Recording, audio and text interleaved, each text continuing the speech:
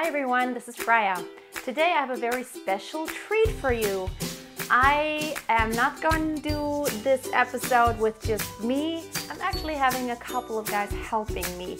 Now, you may know that I'm pretty much a podcast junkie, and there is a podcast that I found a while back that is singing related, and I really have fallen in love with the podcast. Now, the guys who run it are very knowledgeable. Not only are they singers and they have a history in traveling, being on the road and actually having tours and being on stage all the time, but they also are very knowledgeable as far as technique goes. Like they go into the nitty-gritty of the science that is behind the singing. So I love that because I love the kind of putting the science with the logic. Logic always helps me to understand things, and then also feeling what's going on in your voice. And when you know the science behind it, what's actually happening there, it makes a lot more sense. And for me, I can feel much better what I should do when I can picture that. But also, it helps you to really sing in a healthy way, and they're so good about explaining it.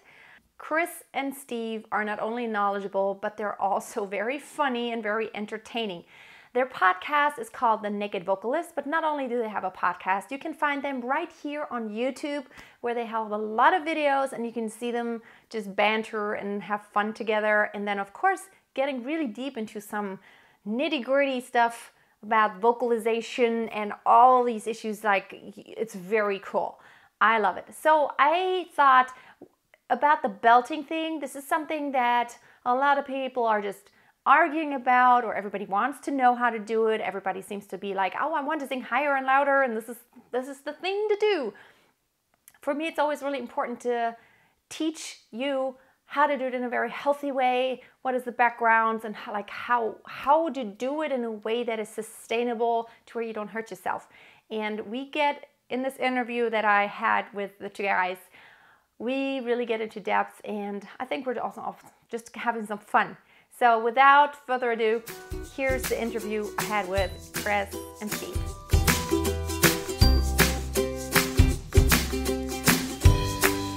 All right, Chris and Steve. These are the two voices you're probably going to hear when you tune in to The Naked Vocalist. Now, that sounds kind of mysterious.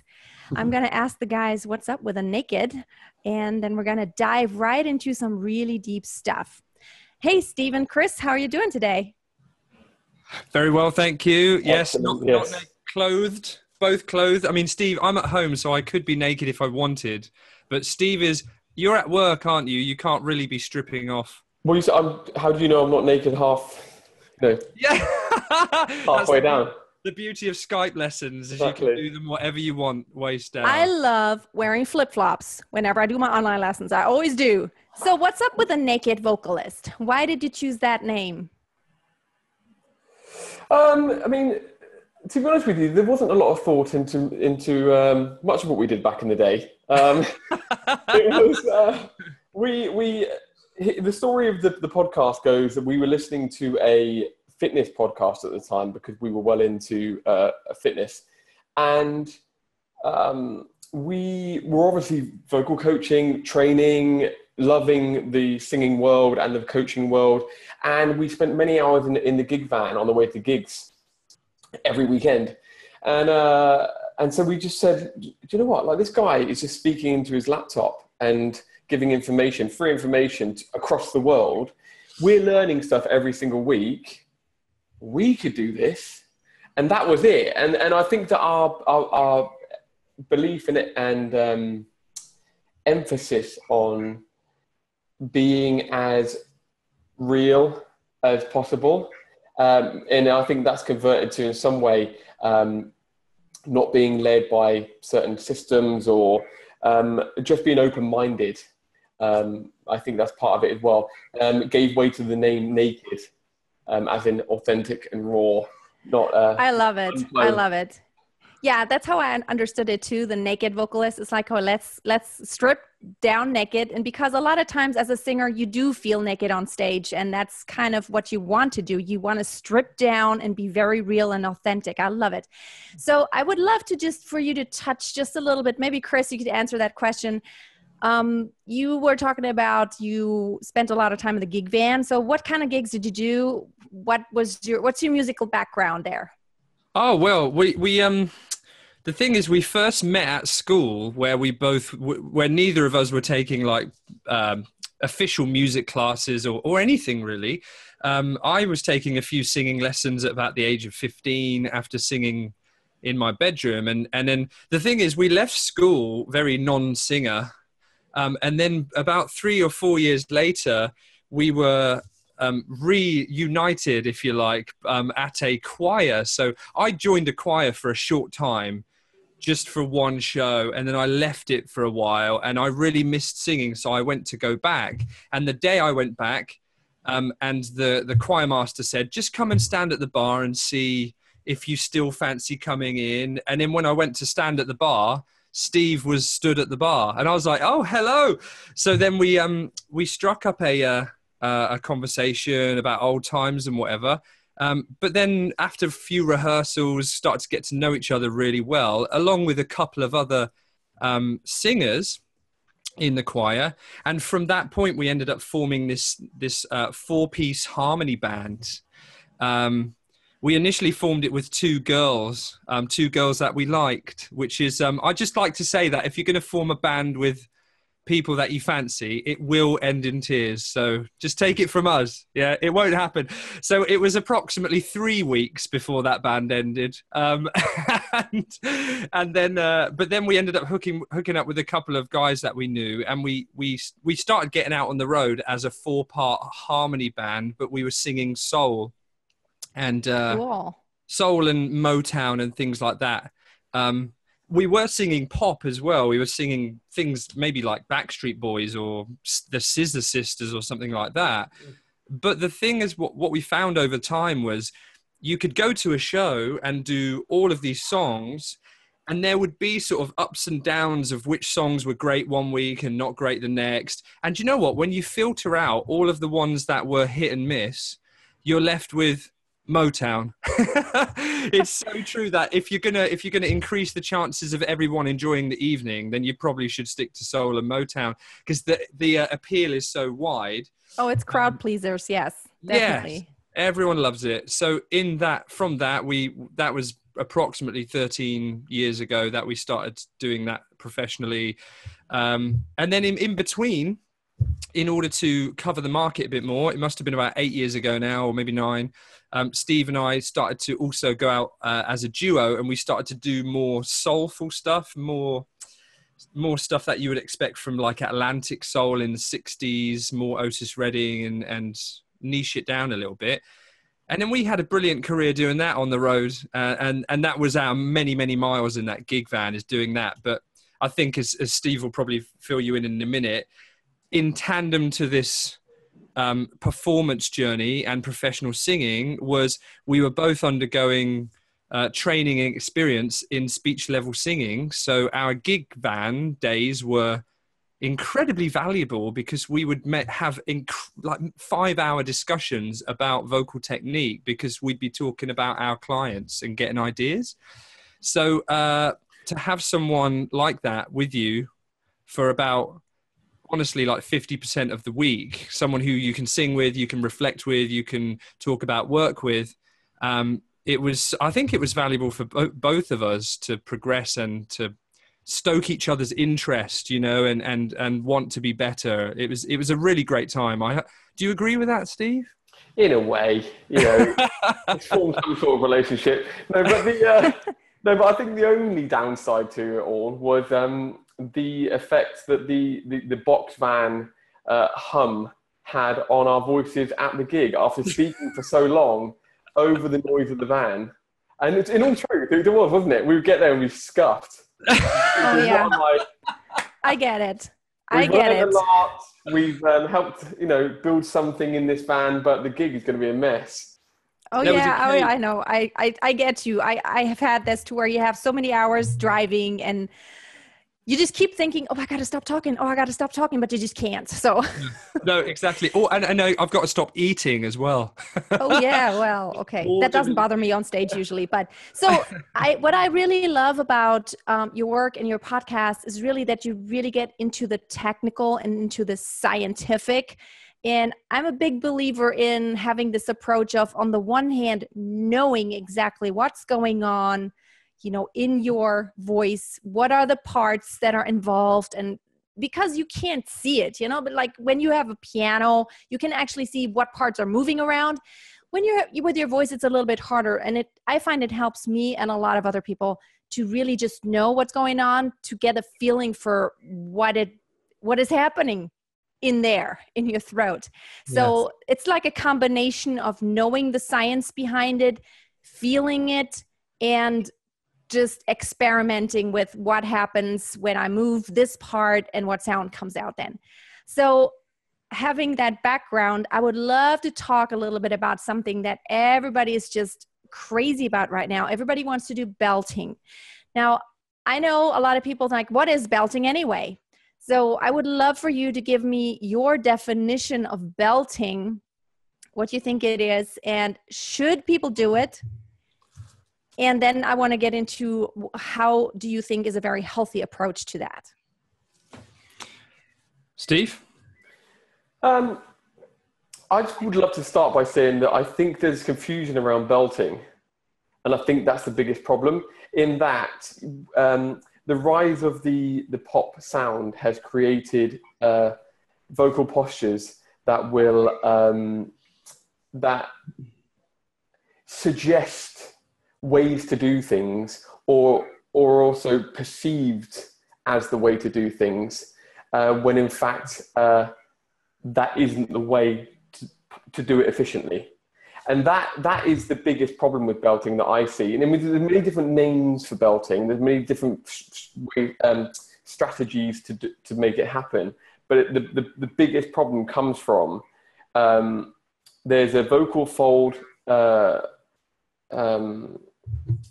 situation that we need to achieve. We need to organize our vocal folds in a certain way. We also need to organize the vocal tract in a certain way. And you could say that it's optimal for different pitches.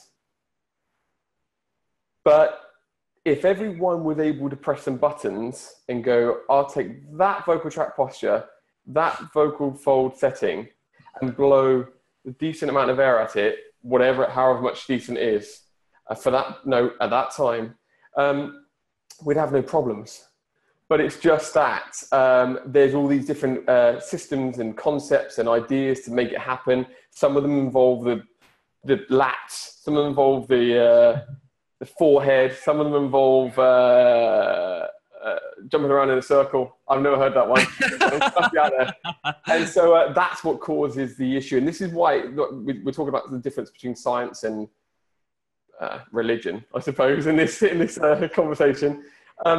And this is a situation where I believe, and I'm sure you agree, Chris, that the science gives a really good direction of or at least a good set of a good foundation to choose what you're going to do in order to make belting happen. Would you agree, Chris? Yeah, absolutely. Yeah. I mean, there's been a few papers that we've read by Ingo Tietze about what he's observed in belting in female and male belters compared to classical. And then we've sat and talked to Ingo as well about what has been observed from a formant and harmonic point of view. I mean, if there's any nerds out there who are into formants and harmonics, you know, belting is often observed as having an extremely strong second harmonic. And if you see that in a spectrogram, then, and you see it on a high pitch, let's say it was, I don't know, for a female, let's say it was C5 or D5. If there's a strong second harmonic, it's almost certain that the closed quotient or the chord closure is high. It doesn't mean it's pressed. It just means it's high. And that's characterized by observing a strong second harmonic. And plus, if we're seeing a kind of a big boost in that harmonic at that pitch, we can almost guarantee as well that there's there's a link between the shape of the throat, and that's defined by, you know, the larynx position and the base of the tongue and where they are in relation to each other, along with the lips and stuff as well, but I don't want to get too complicated. But we can pretty much determine that the throat is giving some substantial boost to that harmonic. So we're talking, to boil it down, that we're going to have maybe some shortness of space in the throat and some heavy adduction, and that will bring about some changes in airflow to make that work. And that's what's, in a really boiled down sense, that's what's been observed, and what most scientists would define belt as, just in terms of writing it down. But perception of what belt is as valid as the research. And if it sounds like a belt, then it is a belt. And even if they're only reading in the electrodes that it's like 10 amps less muscle activity than the belt they measured in someone else, does that make it not belt because the closed quotient is not quite 70%, right? And it's like, no. Does it sound like a belt? Yes. Great. That's perfect. So I feel like when it comes to defining belt, the science really informs us to what we're looking at, but the perception, in order to find it as a singer trying to train yourself or as a coach trying to train someone else, you'd need to match up those graphs and that information with sounds and be able to link them together so you can have an image of what's going on in there from the sound. And I think that's the best way to be able to teach it. So if you're missing either the knowledge of what a decent belt and a non-aggressive belt sounds like, I mean, not aggressive, but non-injurious belt. If you know what that sounds like, but you don't understand the science behind it, you may come unstuck, and vice versa. So I think it's amazing to know what both are doing.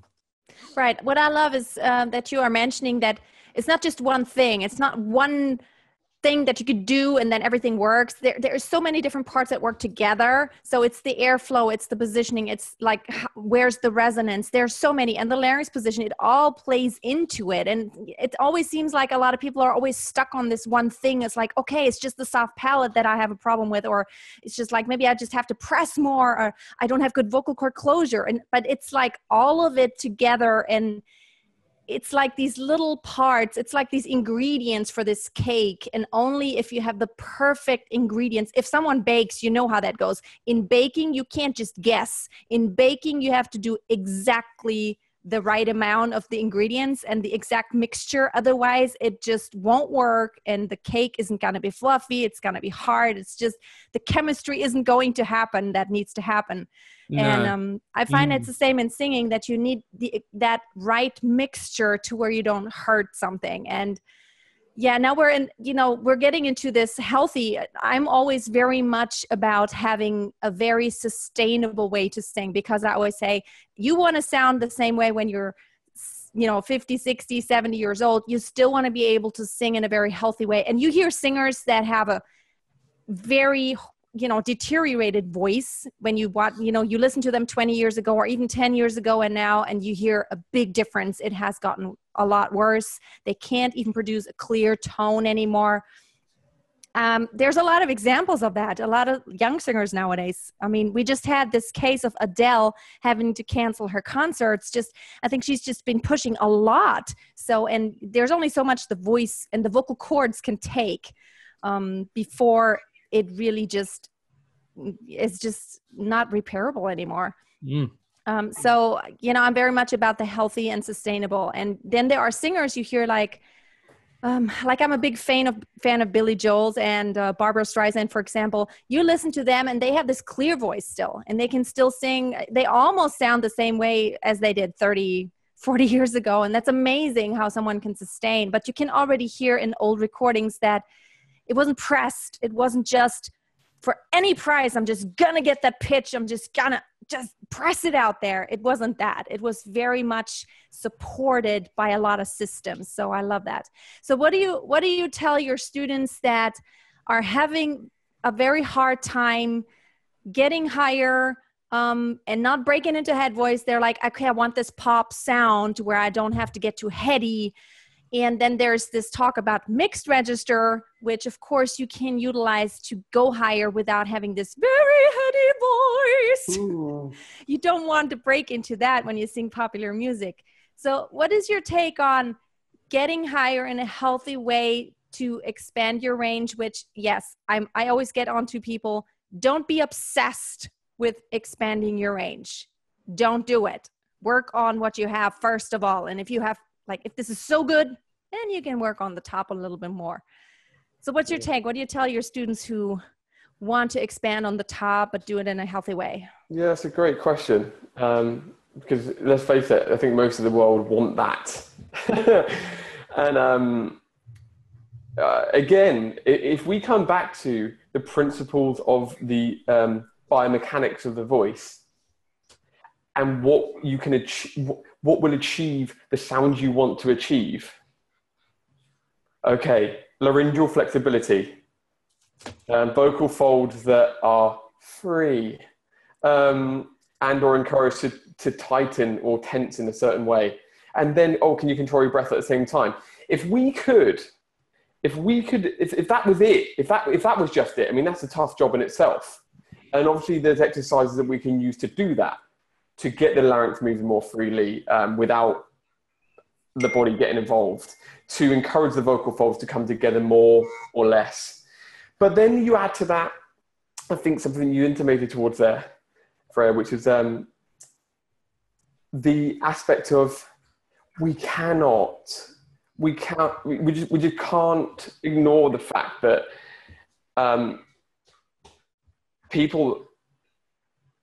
most people want things quick in this world that we live in, and the issue that we've got is that these things, in order the strategies to encourage the larynx to move, the vocal folds to position themselves well, the awareness of the breath, all come from time spent doing it. And I think that is the biggest issue that we've got. When you have, let's just take children, for example, who want to sing like their idols, like Adele. Normally, I will make that note happen, right?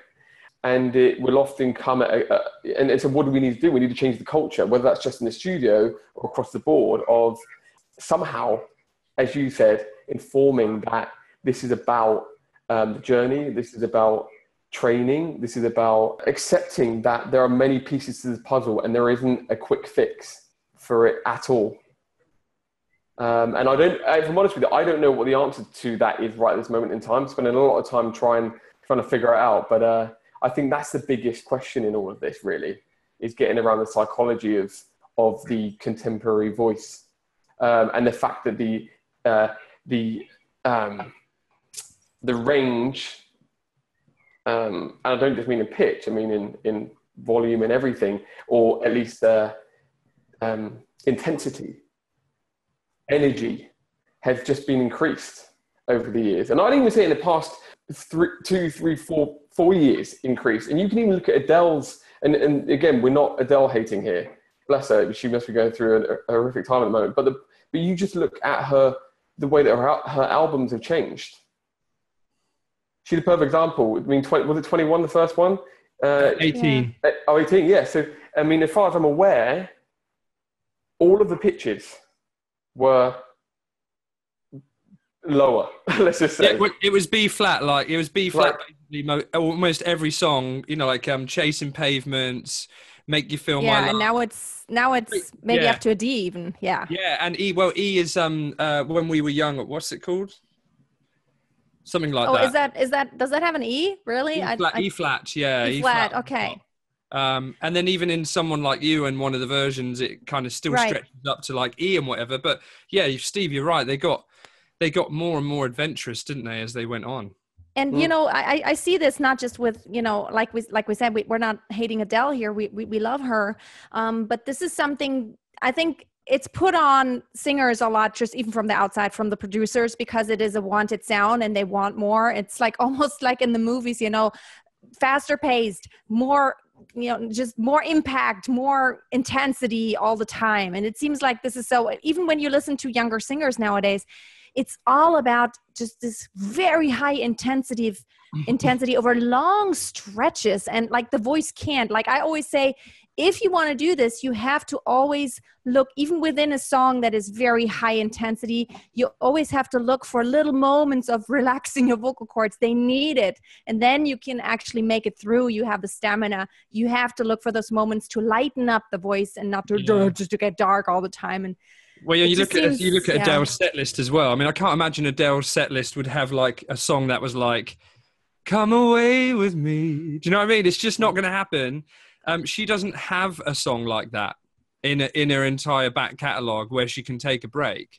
So if you were to look at her set list, and because her songs are so excellent compared to a lot of other artists who could probably only get away with, after 2 albums, probably only get away with singing 6 songs because they're the only ones that anybody wants to hear.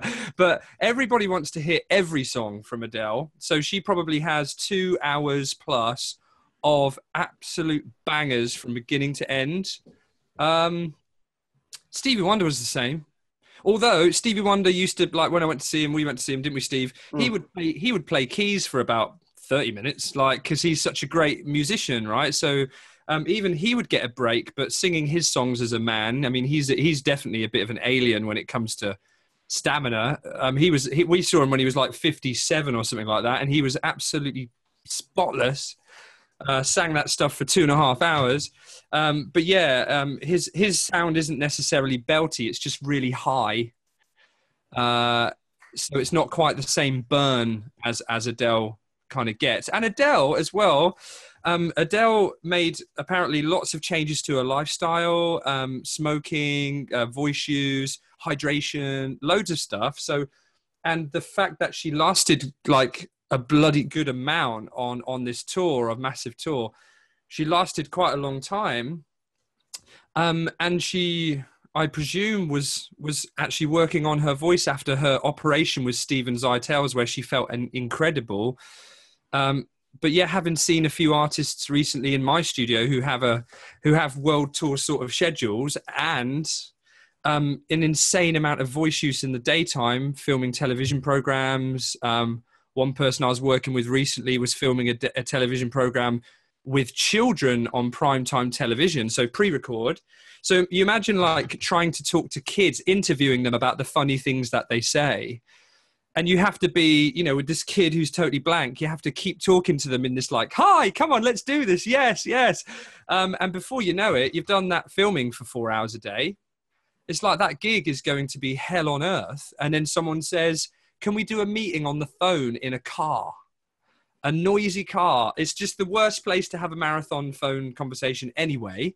But almost every artist who's on a major like that I've worked with or spoken to, has hours of meetings on phones in cars every day. And it is so counterproductive to that person's ultimate goal, which is to make millions from the show that night. So that meeting is worthless compared to what they have to do later on. So why are we having it?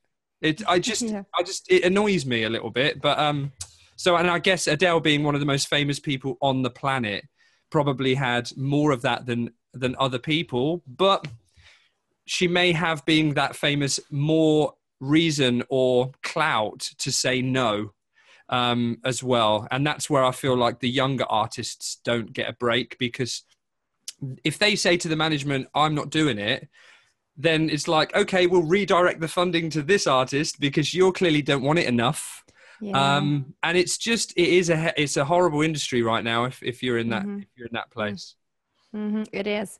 And that's, it is really, it's just about the numbers and about delivering. And it's, you know, it's not only, it's even in opera theater, it's even similar, because in theaters, it's just, you have to function and you have to do things you shouldn't do vocally. And they put just demands on you, you know, they make you sing things that aren't exactly for your voice fach.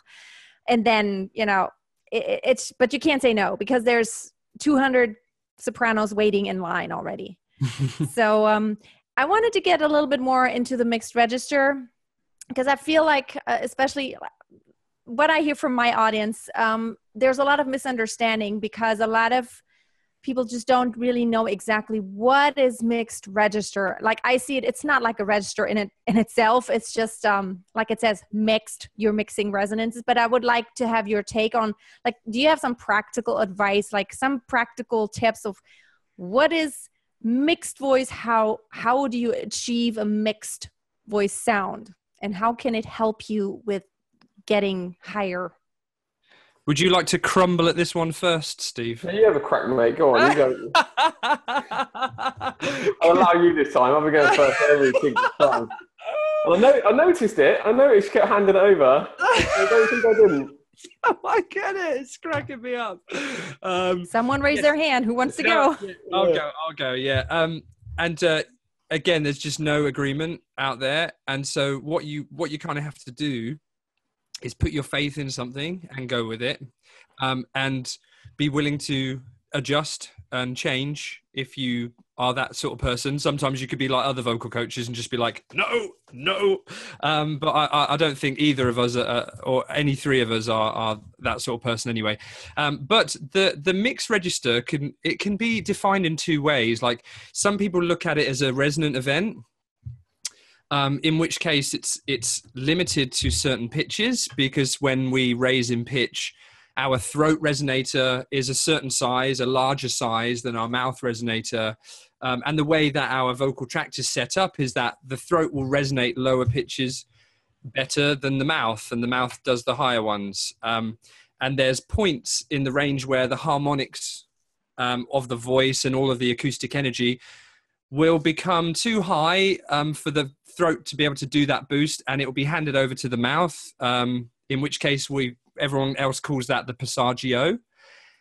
And when you're at that point, some people are saying, and again, it's not some people, it's actually a lot of people, would say that mixed register is defined by that event because the spectrogram registers a particular energy in the voice where there's lots of harmonics in the voice, and some are more spiky than others depending on your vocal tract shape. Like for instance, I said earlier, like if you were to spectrogram a belt, you would see a high second harmonic, but you'd see a lot of the others a bit lower. But in a mixed register, they're seeing like the first three harmonics or four harmonics look like they have an even amount of energy, and those lower harmonics, the first, second, and third, when they're all contributing to tone, we get this mixture of like the first harmonic sounds a bit like ooh, and the second one sounds like hey, and when you put them together,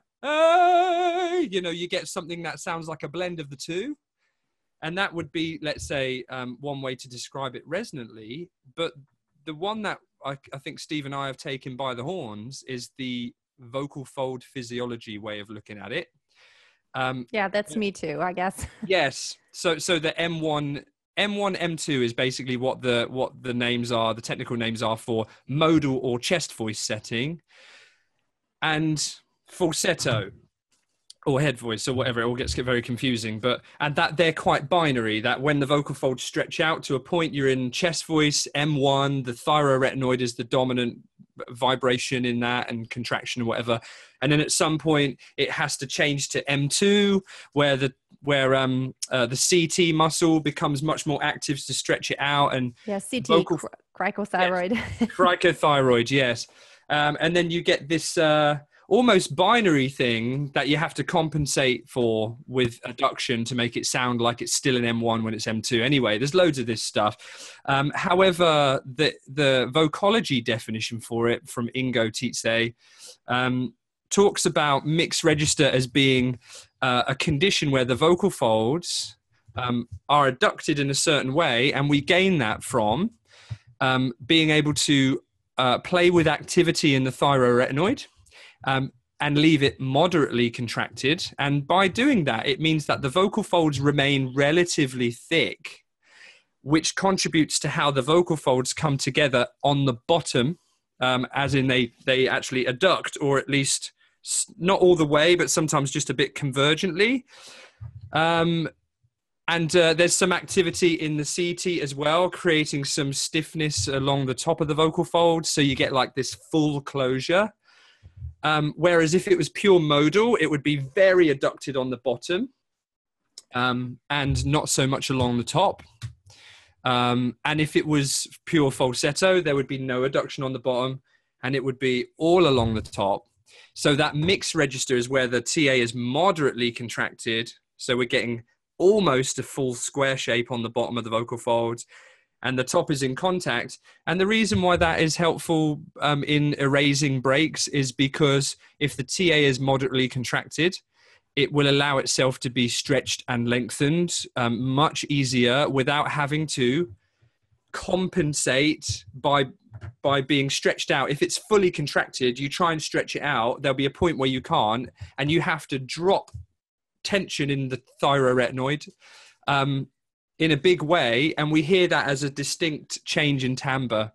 But when you're moderately contracting that TA and it's contributing to it, it will stretch out through that break much easier. And one could say that your entire range in contemporary music could be configured in that setting because it's flexible enough to do that. And that's the way that's where I put my faith in mixed register, because then you don't rely on resonance. You could shorten the throat and you could create this belty shape where you boost that one harmonic or that one resonant, but underneath you're playing with the TA activity, so it's actually mixy, so it becomes a much more efficient belt. And the resonant way of describing it, where you have to do something specific with the handover of resonance, that doesn't explain that. It doesn't offer an explanation for that. So that's the definition, or talking through it. Would you add to that, Steve? Yeah, I mean, yeah, like we say about the focus on the vocal fold, because, you know, another way to say that is that you can make a shape with your throat and mouth, but it doesn't necessarily mean that your vocal folds are going to come together in the way that will produce the source energy to be boosted. It seems obvious, appears obvious when you're working with someone and they're doing all right, they're making some progression, but and then you throw them into the danger zone, as I like to call it, the notes that matter in the pop world. And you say, look, if you just keep that shape and do it up there, you're going to be bang on. You get a lot of energy produced because that shape is a shape that's going to work. And then you get,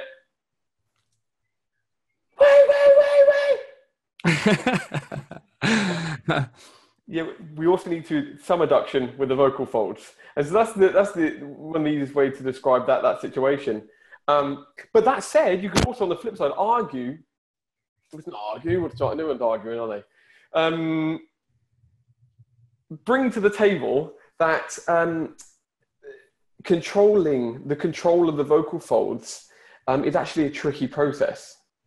And actually, we'd find it much easier to control, one, the shapes in our throat and mouth, and two, any sort of blockage in the throat and mouth that could also assist with the controlling of the vocal folds. So it's kind of like, yeah, the emphasis is on the vocal folds are needed for the sound we want, but actually, in terms of practical application, funnily enough, we use vowels and consonants in order to encourage that situation. Yeah, exactly. Because as much as we want to be able to control our vocal folds in order to have the many colors available to us and the many intensities that we could produce. But like, yeah, Steve's totally right. It's the harmonics of the voice have an influence on our mechanism. So we can never truly separate it entirely. It's just within the parameters that it will allow us, we can have some control over it, irrelevant of the vowel. But at the extremes, we are at the mercy of the vowel quite often because it boosts the voice in such a way that it might just say, you have no choice here but to be in falsetto, as that is the strong influence of this vowel shape on your voice. And it would take a hell of a lot of effort to resist that at the cost of your voice. So yeah, Steve's right. We look to vowels to train the mechanism. And resonance to train what setting we want. But when we come away from that vowel, hopefully we've had enough familiarity with the mechanism setting or the register that we're able to produce it when we change from a vowel that isn't going to go and influence us towards that sound. Right. Like from something closed to something open, for instance. Right. Like I'm very much a friend of just trying to separate that tension that you want to have when you get higher from the actual producing the sound, because it doesn't really help it. I'm always trying to train everyone to try to be as independent as possible here in your jaw from how high or low you're singing, so that you don't always have this thing of I'm singing high and I'm singing low. Yeah. So you want to be a little bit independent. You want to sing high and low. So I'm always trying to get, to where you're not always have that same thing of I'm singing high. I have a lot of tension here, which goes on into your throat because you press more. Because I find when you really tense up your jaw, you get very tight back here. Mm-hmm. You pull back the tongue, you get tight. And the more you can separate the two, the like how high or low do I sing, how loud or soft, from that shape that you have to make with a jaw, the better you are in just really having a free voice to where, you just don't depend on that position all the time. Yeah. So, okay, we have to wrap this up slowly here. And I could just talk forever with you guys because I love the science behind everything. I just love your take because it's everything that I believe in. It's about healthy. It's about longevity. It's about, doing it long term and not just give you a quick fix. There are quick fixes definitely that you could just do a small thing. It has a huge effect. That isn't, sometimes it's not hard things. What's hard is to make these things automatic. That's what's hard. And that's the thing that takes time, to where all these 155 things that we're telling our students become just automatic, to where you don't have to think about it consciously. And that's what singing is about, just to become automatic, to where it looks like you're having ease and it sounds like you're just doing it like that. But actually there's work going on underneath that nobody could actually see, but it's going on there. Yeah. So, okay. So if people want more of you and your scientific talk and fun, and I always love listening to your podcast because it's so much fun, where can they find you on YouTube and podcast wise? Steve, what's our YouTube again? Naked Vocalist TV, I think. Yeah. Naked Vocalist TV. And then with Twitter, we are at TNV Questions. Also Facebook, we do a lot on Facebook, where we are facebook.com/TNV Questions. But also, if you search the Naked Vocalist community, we do interact quite a lot in there actually with our listeners. And that's a group that we have on Facebook. But everything really, if you want to consolidate it all, is found via our website, which is thenakedvocalist.com. Yes. And speaking of Facebook groups, I think every singer who wants to be very serious about it, they need to be in your group and in my group. So yes. Get onto the Naked Vocalist Facebook group. Is it called the Naked Vocalist group or what is it called? Community. Okay. And then of course mine is Master Your Voice. So I think there's great support happening there. There's one more thing I wanted to ask you. I know there's something on your website. You have a tool, you have an app for singers. I think that's very interesting. Can you talk just about that? What is it and how can people get it? Okay, yeah. So, Chris, wouldn't we? Yeah, and all of the income. Yeah, more to the point. Yes, Sing Pro is some voice training software that allows you to work out with some very well-created workouts, lots of other information on that, and books and guidance and training and ear training, loads of everything you could ask for from software to teach you to sing. And we are really good friends with the, I guess, the company owner, you could call him, the CEO.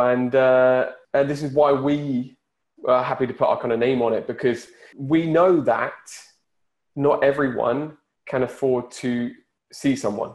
how much it is, 50, 100, 150 pounds to go and see a voice coach, with the caveat that we also appreciate that that is going to be your best route to results with your voice. But if we appreciate the people out there that can't, and especially see people a lot. So having something like that in the background where you can train every single day, you'll be motivated to do it, you can record your workouts, you can send them to your vocal coach. We just see it as a really good tool to have in the background of your voice training. And for nerds, there is it's either included now or it's coming, but there is an actual spectrogram included in it. And that would be especially good for the teachers in there. And there's also, there's literature written by Ingo Tietze in there as well. Some content from John Henney, who's a previous guest on our podcast, who's a brilliant pedagogue. So there's lots of extra stuff in there that I think is really in the pipeline, and you can find it via our website. I mean, we used to sit in the car, again, the gig van, it used to just go, didn't it, Steve? It used to just go on and we would be doing our scales on Sing Pro, and that's kind of how it started. Awesome. Sounds really great. So I'm always, I know everybody's always looking for resources, and I'm such a friend of learning on the go, because nowadays, we have access to many things like podcasts and apps that you could just utilize to learn as you go, and just to stay motivated, just to keep doing something every day. Just little things will just be helpful. I always say practice often, not long. This a lot more helpful just to keep repeating a lot. So, all right, guys, I guess we have to wrap it up here. I know 100% for sure we're going to have to continue this at some point. So probably I'm not going to have you back, because we just need to cover so much more. That's fine by us. Yeah. All right. Thank you. You're a woman after our own heart, for honestly. Thank you. What you preach and what you talk about, it really is, we're in the same team. And so, like you say, it's just lovely to talk about it with you. And we are honored to be on your show. Thank you. Well, you have a wonderful day. And until next time, you remember, always keep a song in your heart and always keep on singing. I hope you enjoyed this talk as much as I did. I'm very sure that I will be doing this again, and we will get back together, because we have a very similar way of looking at things. And I know there's a lot of vocal coaches that I don't completely agree with. I guess everybody has their approach, but they approach things very similarly to me. And that's why I guess we click so much, and we'll definitely be back with more sometime. Thank you for watching today. Don't forget, until next time, always keep a song in your heart and always keep on singing. Bye.